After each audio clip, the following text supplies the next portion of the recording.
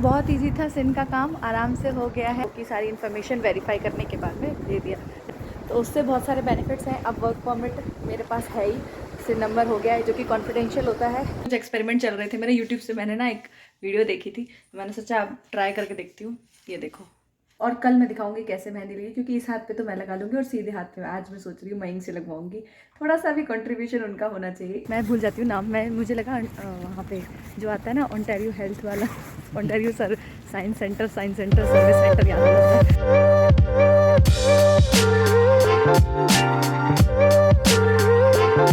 Hello my beautiful people, welcome back to my channel. Good morning, कैसे हैं आप? हम लोग एकदम मज़े में हैं। जैसा कि आपको पता है अच्छी वाली बारिश हो रही है, मौसम बिगड़ चुका है। और पीछे पता है जो लोग ये खड़े हुए हैं ना कार के पास, देखना ज़रा ध्यान से, मैं ऐसे वीडियो नहीं बना सकती हूँ। इन लोग का पता नहीं कोई कार शीशा वीशा तोड़ के चला गया है, पता नहीं सारे शीशे टूटे हुए हैं। वो देख रहा था साइड का जो शीशा है, वो पीछे वाला जो शीशा है वो सब टूटा हुआ था। मैं कह रही बाप रे, रात में कोई चोरी करने के लिए आया होगा। जो भी है, ऐसे यहाँ पे बहुत सारे केसेस होते हैं, कार वार उठा के ले जाते हैं। और आजकल बहुत थोड़ा हो रहा है, मतलब इधर की साइड तो नहीं, बट सुनने में आता रहता है कभी कहीं से। तो मैं वही देख रही थी, कार की हालत देख के मैं एकदम चौंक गई। वहाँ तो शूट नहीं कर सकती थी क्योंकि वो लोग खड़े हुए थे। तो अभी सौदी को मैं छोड़कर आ गई हूँ। सुबह का बज रहा है यहाँ पर 9:30, रेडी हो गए थे। जल्दी कर दिया था आज। सुबह मैंने बनाया सूजी का चीला, सब्जियाँ वगैरह अच्छे से ग्रेट करके। और अभी मौसम थोड़ा ठंडा हो गया, टेम्परेचर यहाँ पर 6, और पूरा सब तरफ पेड़ एकदम झड़ चुके हैं। सब तरफ जैसे फूलों की वो नहीं होती, रास्ते पे बिछे रहते हैं फूल, आओ जैसे स्वागत में, यहाँ पर पूरे टाइम साइड में इधर में रास्ते में पूरे पत्ते बिछे हुए हैं। ऐसा लग रहा है बहुत प्यारा प्यारा वेलकम हो रहा है। ये देखो, यहाँ देख रहे हो, ये पूरा पूरा का पूरा वहाँ सारे पेड़ झड़ चुके हैं एकदम, बहुत सारे एकदम ऐसे हो गए हैं बिल्कुल। ये भी 2 दिन में झड़ जाएंगे। ये देखो पेड़ की तरह सुंदर लग रहा है, लेकिन पहले ये रेड था, अभी ऑरेंज हो गया, येलो हो गया, और ये झड़ जाएगा। ये देखो, उस सामने देखो, आपको मैंने वीडियो में हर बार मैं दिखाती हूँ क्योंकि मैं हर बार डेली 2 बार जाती हूँ यहाँ से निकल के। तो जो सामने पेड़ है, यहीं पर हम लोगों ने फ़ोटोज़ वगैरह खिंचाए थे और वो वीडियो बनाई थी। अब इन पेड़ की हालत देख लीजिए, 2 दिन बाद मैं और फिर दिखाऊंगी, और उस टाइम बिल्कुल झड़ जाएंगे एकदम। तो जब स्वाति को छोड़ के आई हूँ तब व्लॉग स्टार्ट कर लेती हूँ, क्योंकि घर जाके थोड़ा सा आज मुझे काम है। नाश्ते में आज उसको दी हैं पोटैटो फ्राइज़, मतलब फ्रेंच फ्राइज़, उसके फेवरेट, केचप के साथ रख के। मज़ा आ गया, उसको देख के एकदम खुश। और जबकि मैं बता रही हूँ, जो ब्लोअर चलता है ना, उससे ये हर 2 दिन में साफ़ करते हैं सड़क को, ये वाली को, लेकिन फिर भी वो पत्ते झड़ते, जब तक होता रहेगा तब तक होता रहेगा। एक साइड में इकट्ठा कर देते हैं, फिर उसके बाद में उसे ना ब्रश से उठाकर सारे पत्ते हटा देते हैं। यहाँ पूरा गार्डन का हाल, ये हम लोग की सोसाइटी का गार्डन है, इस गार्डन का हाल देखो, और यहाँ पूरी सड़क का हाल देखो, दोनों तरफ ऐसा ही है। पत्ते यहाँ पर जितने भी दिन दिख रहे हैं ना, बस कुछ ही टाइम की बात है। ये जो ग्रीन से थोड़े से ऑरेंजिश होते हैं, येलो होते हैं, फिर उसके बाद एकदम झड़ जाते हैं। ये जाने वाले हैं, अलविदा कहना पड़ेगा इन पेड़ों को। कुछ टाइम के लिए इन्होंने हमें बहुत आज़ादी दी बाहर घूमने के लिए, बाहर अच्छे अच्छे फ़ोटोज़ निकालने के लिए। अब ये बिल्कुल पतझड़ झाड़ हो जाएंगे बिल्कुल। तो अभी मैं आ गई हूँ घर पे, और आज का प्लान कुछ ऐसा है कि हम लोगों को शायद अगर टाइम मिला तो मैं इनको थोड़ा ऑफिस से, तो मुझे एक सोशल इंश्योरेंस नंबर होता है या कनाडा का सिन नंबर जिसे बोलते हैं, तो वो अप्लाई करने के लिए जाना है। वर्क परमिट मेरा आ चुका है, जैसा मैंने आपको बताया। तो कहीं पर काम करने के लिए एक इंश्योरेंस नंबर सबको अलॉट किया जाता है। तो बहुत सारे ऐसे कनाडा के पेंशन प्लान्स होते हैं और इंश्योरेबल वर्क होता है, जिसके बेनिफिट्स के लिए सोशल इंश्योरेंस नंबर आपको इश्यू कराना रहता है। तो अभी कहीं काम करना है तो वो एक इंश्योरेंस नंबर होना चाहिए, उसके हिसाब से ये बैंक अकाउंट्स वगैरह खुलेंगे। तो उसके काम के लिए जाना है। जाएंगे तो मैं आपको बता दूंगी, वो भी डिपेंड करता है हम लोगों का कि मैं इनको काम से फ्री हुए तब उसके बाद जाएंगे। तो आज का प्लान तो ऐसे ही रहने वाला है। सोचा था कि कल फ्राइडे, मतलब कल व्रत हो जाएगा करवा चौथ का, क्योंकि 31 को ही यहाँ पे व्रत कर रहे हैं। मेन क्या है ना, सुबह यहाँ पे तिथि लग रही है इंडिया के हिसाब से, इंडिया में जैसे रात के 9 बजे लग रही है, तो वो चीज़ 7:30 बजे यहाँ पे लगेगी। तो कल हमारा फास्ट रहने वाला है, तो उसकी तैयारियों में लगूंगी, तो इसलिए पॉसिबल नहीं है, इसीलिए वो काम आज ही कर लेंगे। मैं जाऊंगी तो आपको सारी इन्फॉर्मेशन वहाँ दूंगी किस तरीके से मेरा सिन्निशू होगा। ये मिक्सचर तैयार किया था, इसमें मैंने ग्रेट करके थोड़ी सी गाजर डाली हुई है और थोड़ा सा टमाटर वगैरह भी डाल दिया है। कल जो मैं इतना सारा सामान लेकर आई, उसमें मैं एक चीज़ और लेकर आई थी जो मैं आपको बताना भूल गई। यहाँ मुझे मिल गई थी वो जो गाला की जो प्लास्टिक वाली जो झाड़ू आती है ना, जो लॉन्ग लास्टिंग रहती है बहुत अच्छे से, और काफ़ी चलती है, मतलब उसके कुछ रेशे नहीं निकलते हैं, या उसमें से बहुत गंदगी झड़ता नहीं है जैसे नॉर्मल हम लोगों की झाड़ू रहती है। ऑनलाइन जैसे हम लोग मंगाते हैं अमेज़ोन वगैरह पे, तो उसका पड़ता है प्राइस लगभग 250, कई बार 300 रुपये में। यहाँ हम लोगों को पड़ी है $6 साढ़े $6 में, तो ऑलमोस्ट समझ लो 400 रुपये लगभग की पड़ी। मैंने कहा चलो झाड़ू मिल गई, क्योंकि पता है इससे टाइम इतना सेव होगा ना, क्योंकि जल्दी जल्दी ऐसे बैठ के झाड़ू लगाऊंगी। वो जो ब्रश से मैं करती थी उसको करने में इतना सा ब्रश है, उसमें जितना बराबर मेरा हाथ है ना इतना चौड़ा ब्रश है, उसको ब्रश से ऐसे झाड़ू खड़े खड़े खड़े खड़े वो वाला फील नहीं आता झाड़ू लगाने। ये वाली गाला की झाड़ू है, और ये ना मेरे पास थी, मतलब मैं समझ लो 3 से 4 साल हो गया मेरी इस झाड़ू को, कुछ नहीं हुआ था। कोलकाता में अभी भी रखी हुई है और बहुत सही चलती है। एक बार ऐसे ऐसे करके नॉर्मल झाड़ो, वैसी आदत है ना, यहाँ पे तो सब लोग वैसे भी वैक्यूम करते हैं, तो वैक्यूम तो हमारे पास है नहीं कि हम लोग यहाँ पर अपना वैक्यूम लेकर आए गरीब से घर को वैक्यूम करने के लिए ऐसे ऐसे, उसमें फालतू पैसा क्यों कमाए, मतलब फालतू पैसे क्या लगाना है। ऐसे झाड़ू मिल गई मुझे, उसी इंडियन टाउन वाले पे मिली थी। तो पता है मैं बहुत टाइम से सोच रही थी, तो मैंने कहा किसी इंडियन स्टोर पे जाके मिलेगी, वहाँ फाइनली मिल गई। तो मैं आज इससे घर साफ़ करने वाली हूँ। अभी हम लोग निकल चुके हैं, कहाँ जाएंगे, सर्विस कनाडा। मैं भूल जाती हूँ नाम, मुझे लगा वहाँ पे जो आता है ना ओंटारियो हेल्थ वाला, Ontario science centre service centre याद आ जाता है बार बार। तो हम लोग जा रहे हैं, जो भी है मैं नाम डाल दूँगी, मेंशन कर दूँगी, आप लोग देख लेना।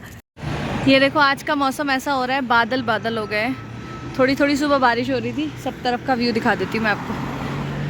अभी हम लोग बस स्टॉप पर आ गए हैं, यहाँ से हम लोग को बस लेनी है और 1 घंटे के अंदर उम्मीद करते हैं हम लोग का काम हो जाएगा।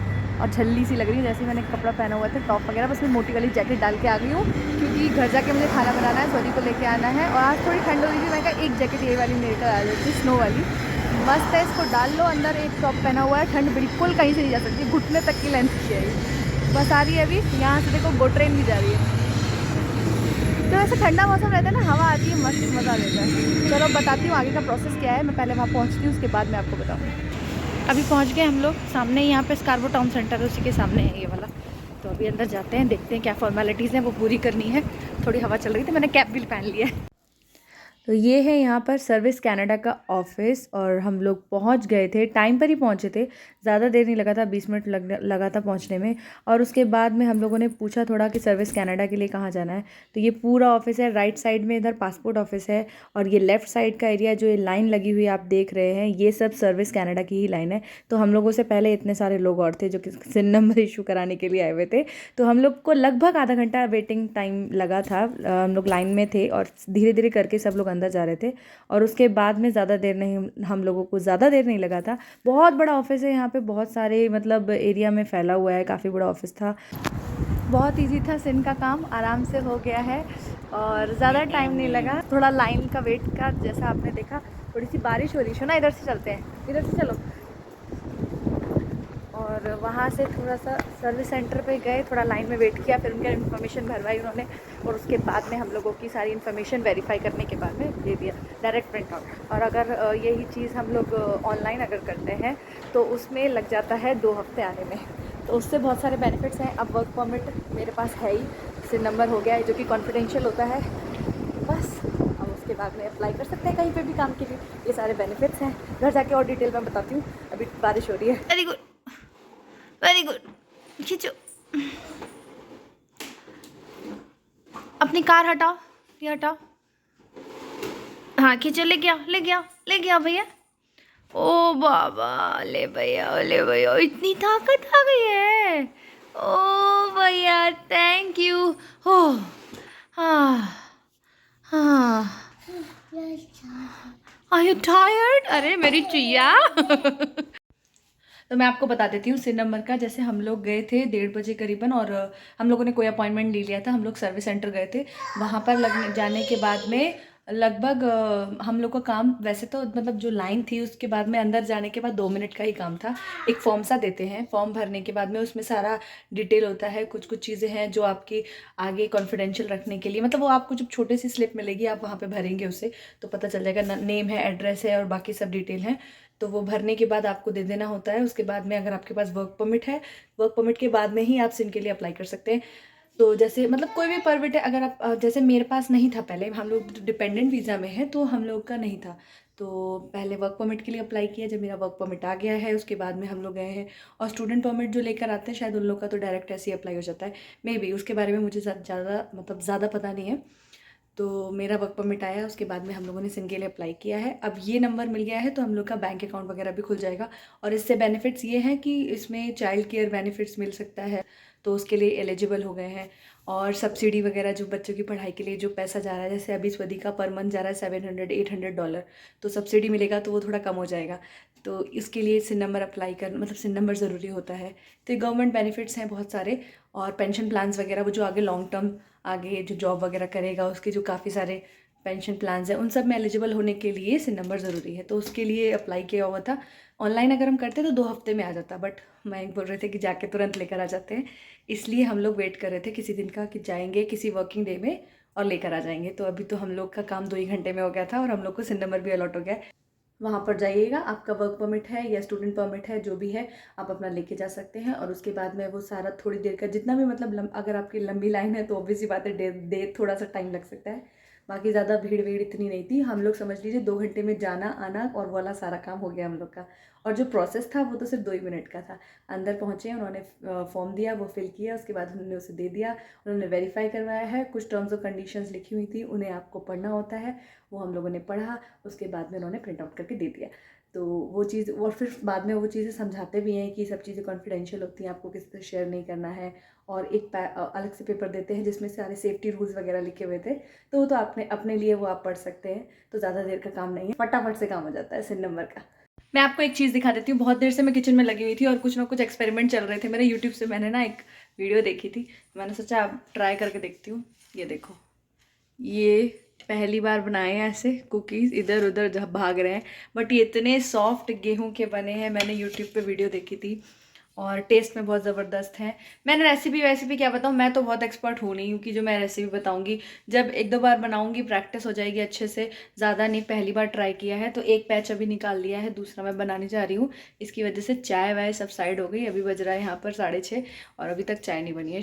शाम वाली हम लोगों ने चाय नहीं पी। मैं इसी में लगी हुई थी, बहुत थोड़ा टाइम लगा, धीरे धीरे करके बने हैं, लेकिन बने ना देखने में देखो कितने सुंदर लग रहे हैं। तो अभी बज रहा है, देखो मैंने चाय चढ़ा दी है और अभी थोड़ा सा टाइम डिले होता चला जाएगा काम का।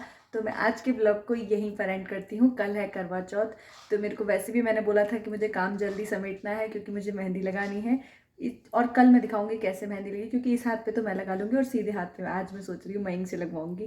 थोड़ा सा भी कंट्रीब्यूशन उनका होना चाहिए, इसलिए तो जल्दी से काम से फ्री हो जाएंगे। मैं भी पूरा किचन पूरा खाना वाना बना के समेट दूँगी। उसके बाद में मैं फ्री होके स्वदी को सुलाने के बाद रात में मेहंदी लगाऊंगी। एक साथ दोनों हाथ, पहले मैं खुद लगा दूँगी, फिर उसके बाद दूसरे हाथ से मयंक लगाएंगे। तो आज के ब्लॉग को मैं यहीं पर एंड करती हूँ। मैं मिलूंगी कल करवा चौथ के नए ब्लॉग के साथ। Till then, do like, share and subscribe to my channel Swadhi's World. Thanks for watching. Bye bye. Take care.